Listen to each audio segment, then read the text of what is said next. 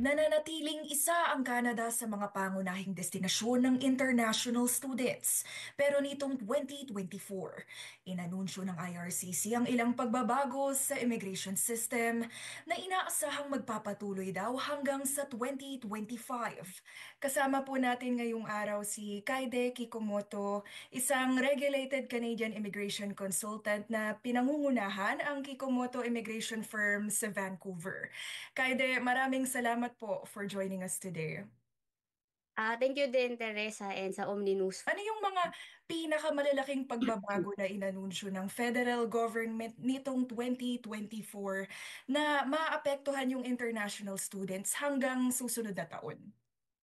Yes, so marami yan, no? Pero i-summarize ko siya sa six major na changes. So unang-una na dyan yung bagong PGWP eligibility criteria.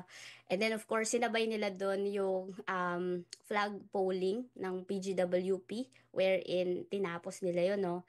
And then nagkaroon din nung off-campus work hours changes pagkatapos tinapos din nila yung student direct stream. So na-terminate ito effective nung mid-year. And then nagkaroon ng new rules for spousal open work permit and of course yung study permit application sa port of entry. Yung PGWP nagkaroon ng revised eligibility requirement wherein of course, ang pumasok na lang dyan ay yung mga certain bachelor's degree, mostly related sa medical, legal, and yung mga in-demand na courses dito sa Canada. As well as, of course, yung masteral as we know, and then the doctoral degree. Yung language requirement, biglang naging stricter na siya, no? Before, actually, tinatanggap pa ng mga schools yung walang English requirement, but now, it's already required, and they put it in a minimum of CLB 7 for English, and NCLC 7 for French naman. Bawal na ang pagpa-flag polling sa study and work permits para sa temporary foreign workers. Dinidirekta na nila ngayon lahat. Instead na sa border, direkta nang sa IRCC mag-a-apply, karamihan online. So, paano sa tingin mo maapektuhan ito ang visa processing times sa 2025? Yes, ayan yung ano no, siguro dahil lahat nga ay nagiging online na and hindi naman natin maitatanggi. Meron pa din talagang backlogs ang IRCC kahit anong gawin nilang pag-clear ng backlogs. Meron pa din. Kaya definitely now that everything is online, pagkatapos tinanggal pa yung SDS which is ang guarantee nila doon is maximum of 10 days mabibigyan ka ng visa.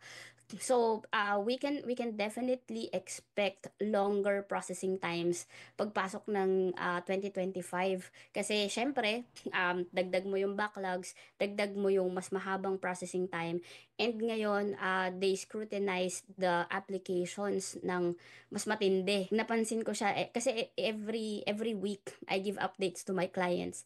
Medyo tumaas, no? Kung kunwari ang visitor visa before is 15 days, unti-unti siyang umaakyat to 17 days, naging 18 days na. So, we can expect siguro more of that. Pero let's just be patient. Maraming apektadong international students na nadismaya sa ilang Mhm. anunsyong ito. Pero meron namang masasabing sa tingin mo ay good news para sa kanila? Good news naman, no, Teresa. Nagkaroon naman ng doon sa minimum or maximum na po pwede nilang, po pwede nilang hours na magtrabaho off campus from 20, naging 24 hours na siya. Ang good news dito is if nakapasok ka dito sa stricter policies na ito, stricter implementations na ito, it means that you can stay in Canada talaga for permanent residency, for Canadian citizenship. Maraming kababayan din ang nag-iisip kung ano yung pinaka mabilis at pinaka magandang paraan para maging permanent resident dito sa Canada. So, sa 2025, may maaasahan ba tayong mga dagdag pathways to PR? Good news para sa mga kababayan nating caregiver. Merong i-open ng IRCC na caregiver pathway na direct to PR. So na-announce na nila ito this year. Hinihintay lang natin kung ano yung mismong mga eligibility criteria, kailan nila to i-open and ano yung mga requirements. But definitely, i-announce naman nila ito in a sense na bibigyan nila tayo ng ample time to prepare para ma-meet yung requirements. At the same time, yung mga provincial nomination program pa din, as well as yung mga certain province na nag-o-open ng ibang provincial nomination program na medyo mas madali, mas maikli yung processing at mas madaling mag-qualify.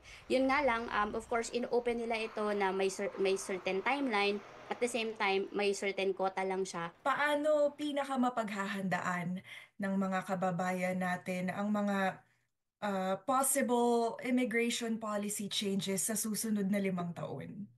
Mhm. Okay. So, I guess, ang pinakamaganda dyan is talagang mag-research properly. And of course, wag sila basta-bastang makikinig sa mga popular or yung mga trending lang na TikTok or YouTube videos. Kasi sabi ko nga, no, minsan na-exaggerate yung balita na sobrang dali. Pero hindi naman siya ganon. Meron namang mga times na na-exaggerate na super hirap na, wag na kayo sa Canada kasi ganito, ganyan, ganyan. But the key here is to plan ahead. And of course, research. Research, and when you do your research, of course, use reliable sources such as yung Government of Canada, IRCC website. Actually, kaya naghigpit si IRCC ay dahil sa maraming nag-fake ng mga bank certificates nila. Hindi naman totoo na may funds sila.